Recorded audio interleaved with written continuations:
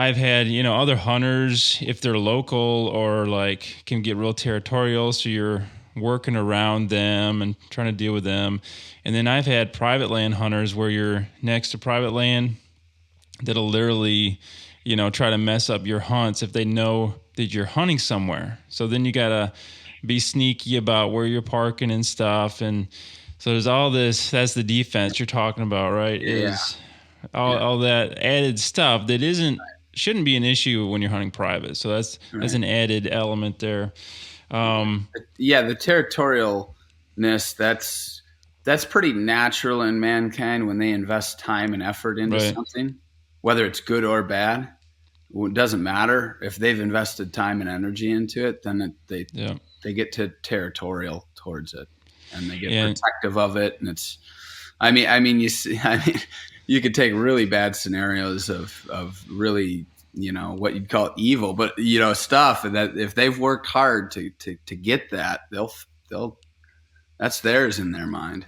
Right. Yeah. And I've run into that a lot. And I think the antidote of that is kind of what you're doing is, okay, I'll just go somewhere else. Right. If you only have one spot, and I guess I'd say this to guys out there listening, like you got to have a ton of spots or potential or hold stuff loosely, in your hands. Like, okay, that's a good way to put it. Hold it loose. Yeah.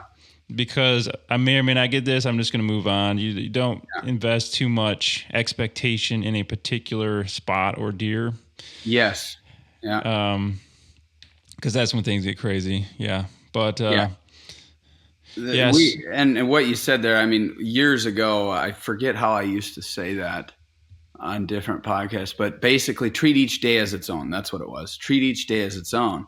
Like if you get into a spot and or a pocket or whatever, and it's really good, and then you come back the next day, and after a little time, if you don't feel it, we learned burn out of there and go try to find the next hot spot. Yesterday it was there, and then maybe in 2 days we pop back in, and sometimes it's back to, it could be dependent on so many variables besides just hunting pressure. It could have been just a high wind day coming in from a certain direction, all kinds of, different variables in there. We don't need to go down all the rabbit holes of the different variables, but for some reason, and I also kind of learned to not invest too much time